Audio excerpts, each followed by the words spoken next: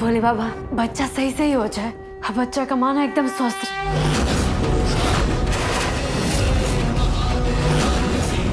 तुम कृपा कर दो भोले बाबा।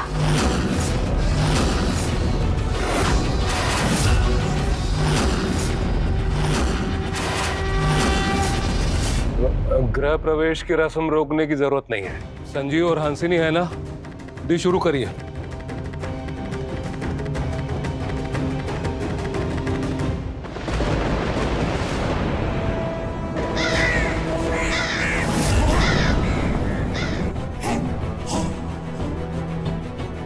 बहुत आगे निकल आया हूं मैं तारामती, तुम अब मुझे रोक नहीं पाओगी। वो आवाज कैसी है? माफ कीजिएगा सरकार, शीशे का गुलदान हवा से गिरकर टूट गया। हाँ तो ठीक है, जाओ समेटो जाके नाम से, जाओ जाओ हटो। प्रभा दी ये छोड़िए, पहले रस्में शुरू करवाई। पंडित जी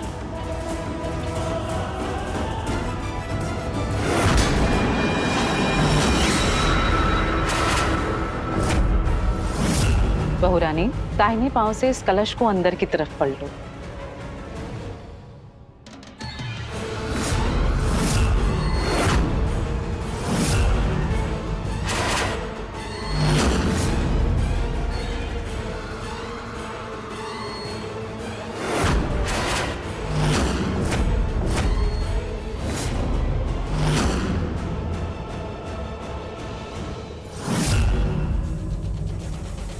उसके बाद दाहिना पांव इस आरती के थाल में रखो। फिर उसके बाद इस सफेद चादर पे चलते हुए गृह प्रवेश करो। बाबा थोड़ा वेट कर लेते हैं ना, दादा और भाभी आते ही होंगे। नहीं, शुभ कार्य के लिए अब किसी का भी इंतजार नहीं होगा। प्रभा दी देर मत करिए, आप शुरू करिए। आओ बेटा, अच्छा।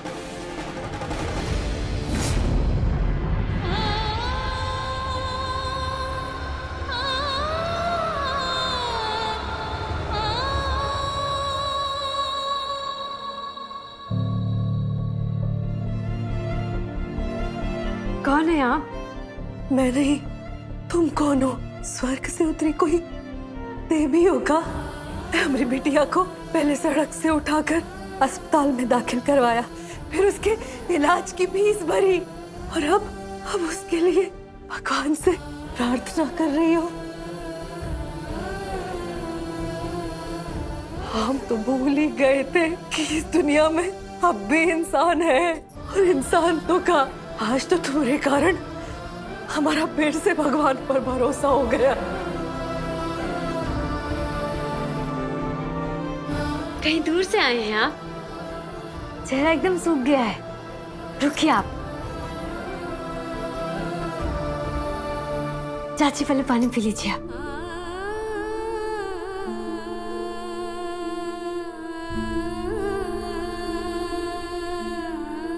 कौन है रे तू? और ये सब कैसे कर रही है? अरे कोई भी करेगा चाची, इंसान ही तो इंसान के काम आएगा। नहीं रे, आज के जमाने में इंसान ही इंसान के काम नहीं आता।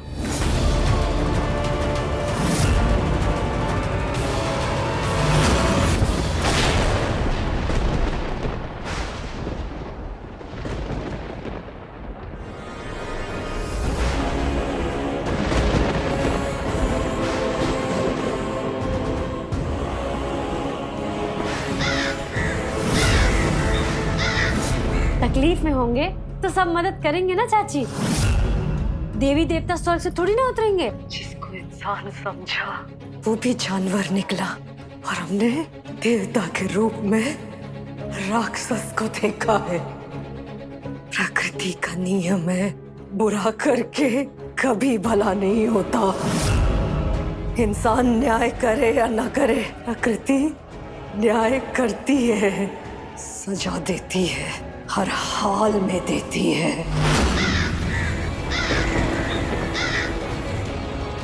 आइए आइए।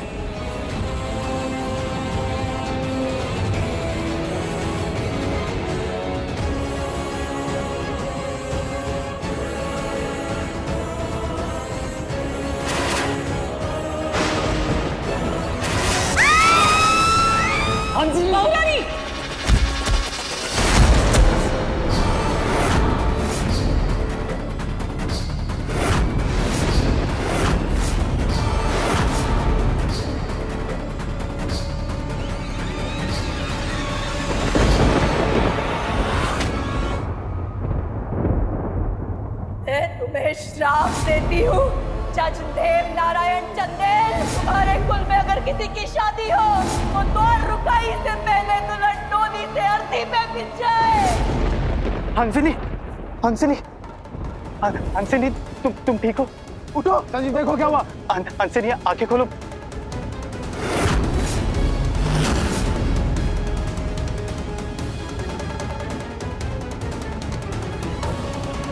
कुछ भी नहीं देख समझ आ रहा है। कोई डॉक्टर को फोन लगाओ, जल्दी जल्दी।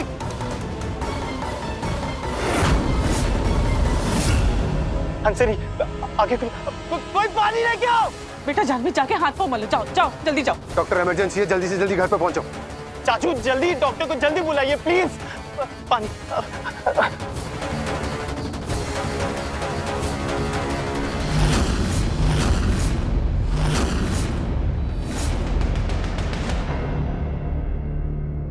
पूरा इलाका छान मारे, हाईवे बाईपास सब पर। राजीव तक की गाड़ी कहीं नहीं मिली।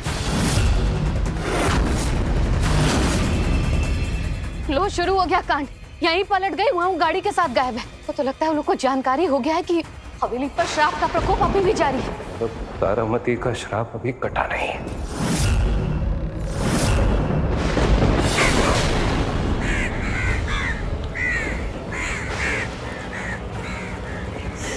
मैं तुम्हें श्राप देती हूँ जज देव नारायण चंदेल, अगर तूने गलती से दुस्साहस किया तो काल उस रिश्ते को ग्रस ले। आज का दिन तो बहुत सौभाग्यशाली बना दी भोले बाबा। देखो ब्याह करके विदा होके निकले और दर्शन करा दिया छोटी सी प्यारी सी परी का। जय भोलेनाथ। बोलो तुम्हारा आज ब्याह हुआ है? हाँ, ससुराली जा रहे थे हम लोग। तुम्हारे पति? वहाँ लाल कपड़ा में, लंबे चौड़े से।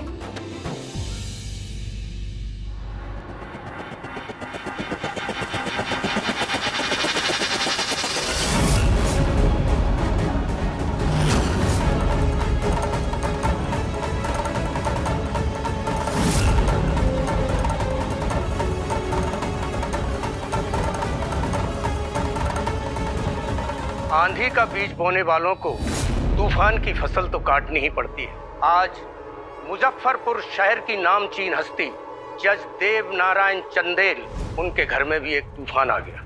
जब वो अपने बेटे की शादी की तैयारियां कर रहे थे, उसी वक्त दिल को दहलाने वाली एक दुर्घटना घटी और उस दुर्घटना में उनकी पत्नी चित्रा चंदेल का देहांत हो गया और उनके बेटे दूल्हे राजा राजीव चंदेल को घातक चोटें आई हैं। आज सुबह जज देव नारायण ने एक बलात्कार के एक विवादास्पद केस का फैसला सुनाया और उस केस में सारे आरोपियों को बरी कर दिया।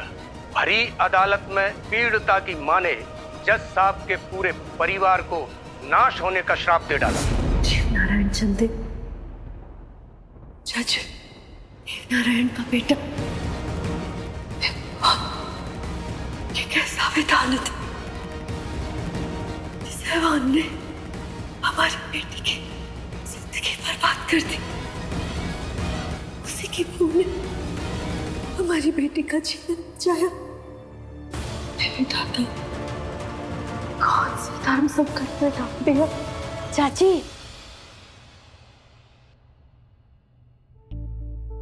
लीजिए, परी को संभालिए।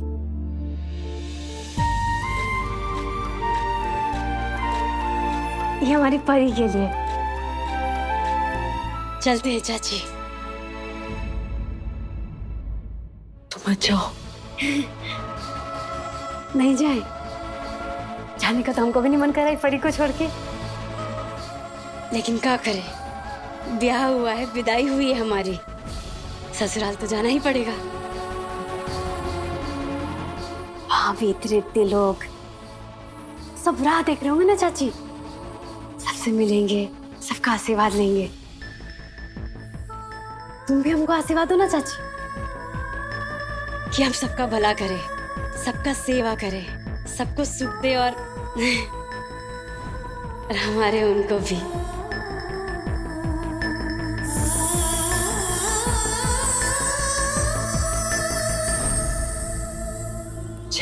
चाहो ऐसा पाओ। चाची तुम अपना ख्याल रखना हाँ? और एक परी का भी। दवाई का भी कोई असर नहीं हो रहा है, कुछ समझ नहीं आ रहा है सर। बीपी भी हाई है इनका, लगता है शायद ये इसी वजह से गिर गई होगी। डॉक्टर साहब आपको जो भी करना है प्लीज जल्दी कीजिए। हमने तो कहा था ये सब करने की कोई जरूरत नहीं। हमारा तो छोड़िए, आपने एक मासूम जिंदगी की जान खतरे में डाल दी। हंसनी आंखें खोलो। दादा, हमें राजीव और कू को यहाँ आने से रोकना होगा। मैं महसूस कर पा रहा हूँ कि शाप का असर अभी भी।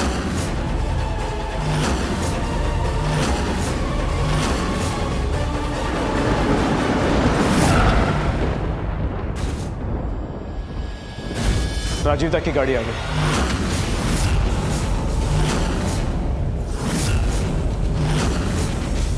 अरे उन्हें वहीं रोको। अब पता नहीं उसके पैर यहाँ पड़ेंगे तो इस हवेली पर और क्या आफत आएगी।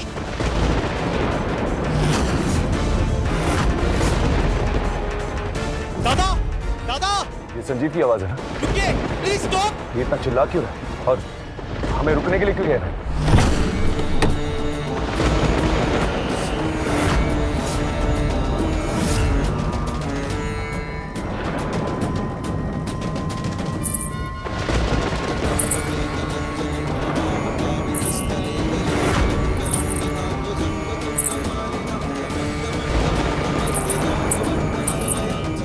कू नहीं।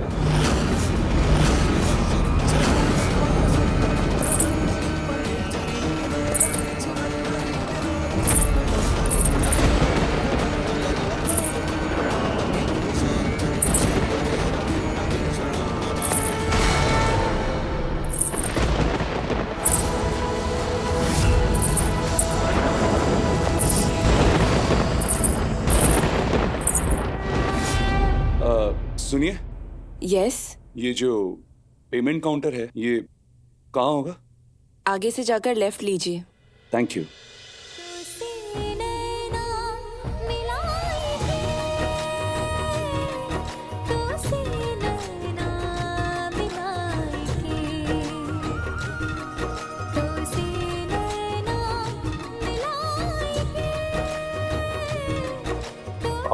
Payment counter?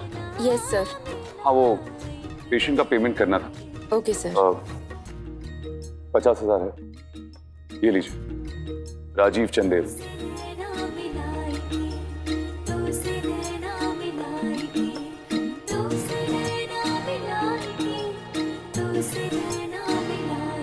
अगर हमारे श्राप में असर है तो बहुत बुरा असर होगा, और वो इस पर भी होगा। ये तो निर्दोष है, मासूम है।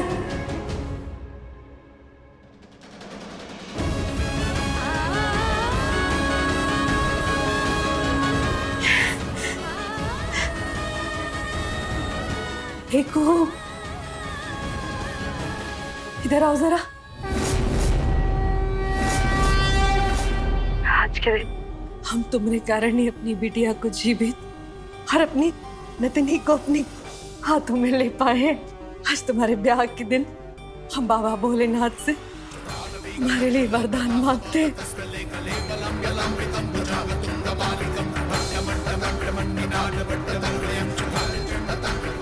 हे बाबा भोलेनाथ, ये लड़की ब्याह कर जिस घर में जा रही है उस घर की ढाल बन जाए। उस घर को कोई दोष, कोई नजर, कोई श्राप न लगे। ये उस घर का नजर बट्टू बन जाए। जब तक इसके कदम उस घर की दहलीज के अंदर रहे, इस घर पर कोई भी आंच न आए।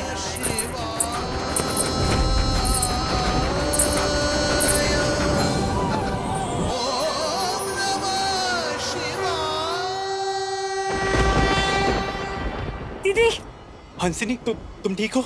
हाँ दीदी तुम ठीक हो? हाँ?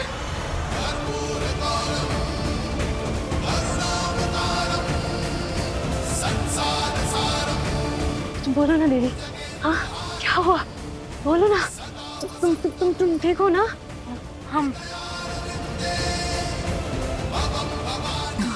हम ठीक हैं।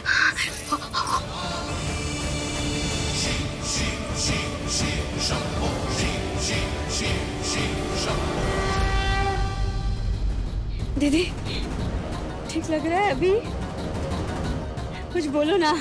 हाँ संजीव, बेटा ये कौन है? बुआ, कुहू भाभी, राजीव दादा की पत्नी।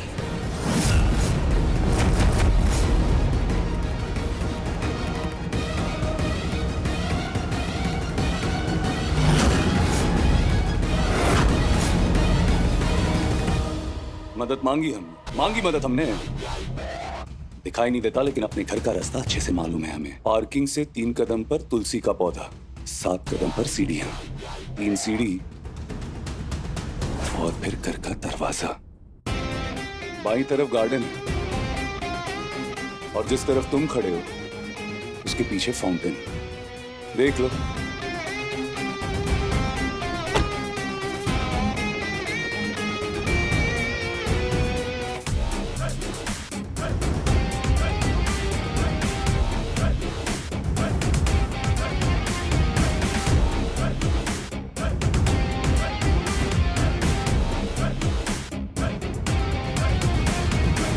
प्रभादी, ये दोनों बहनें हैं, सगी सहोदरी।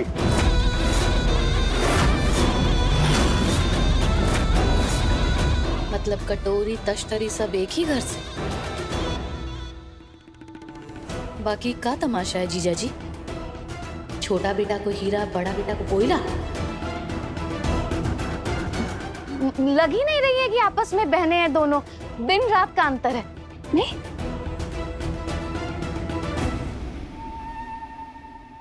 एक हूर और दूसरी इतनी दूर। देखेगा भी कौन? पति तो अंधा ही है ना इसका। पर हम तो नहीं है ना। सोसाइटी देखेगी तो क्या कहेगी? और बड़े पापा क्या देख के ब्याह दिया आपने राजीव दा को इससे? जानवी चुप करो। अभी ठीक लग रहा है? बहुत ज्यादा हो रहा है। ये ड्रामा करना बंद करो और वहां जाकर खड़ी हो जाओ। हमरा दम घुट रहा है। भाभी हमसे तो मिल लीजिए। हम भूमिका, राजीव दादा की छोटी बहन।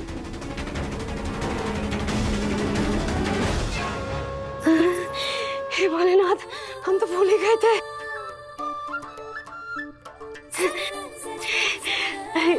हम कुहू, हंसनी दीदी के छोटे बहन।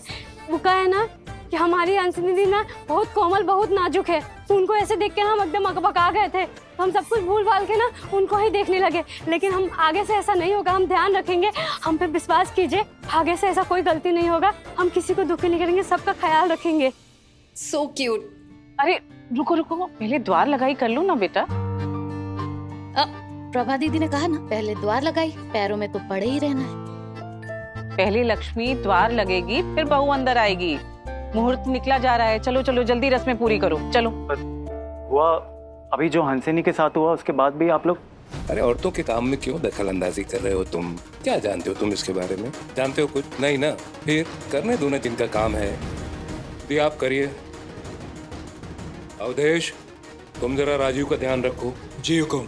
भूमि बेटा तुम कुहू के साथ, और जानवी तुम हंसनी के साथ। इस बार कोई भूल चूक नहीं होनी चाहिए, ठीक है?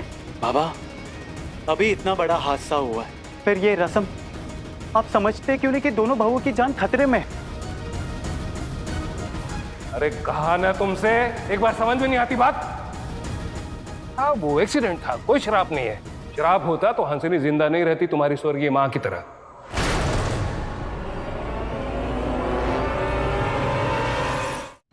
बाबा ठीक कह रहे संजीव, ये शराब वाप कुछ नहीं होता। रस्म निपटाओ और चलो अंदर। संजीव, तुम जानते हो अपने पापा को, वो कितने जिद्दी हैं। जब तक वो ये काम नहीं पूरा कर लेते वो चैन से नहीं बैठेंगे।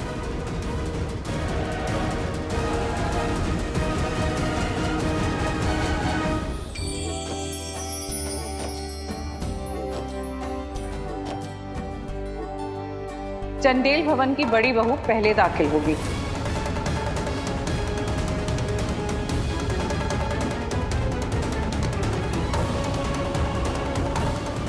ये बड़की बहू है, पर बड़की बहन तो हम है ना। ओ, घर में पहले हम आए थे तो उस हिसाब से। अरे वाह रे लाल मिर्ची, हम तो कहते हैं जाने दो अपनी बहन को आगे। कहा है कि इस घर पर शराब भी है, हम तो कहते हैं कि काली मरे न सफेद जिए। सही कहा मौसी, पर आप फिक्र मत करो, प्रभा बुआ के आगे किसी की नहीं चलती। बड़ी छोटी तुम अपने घर में थी, यहाँ बहू हो और वो बड़ी है, तुम्हारी जेठानी। इसलिए द्वार पार पहले कुहू करेगी।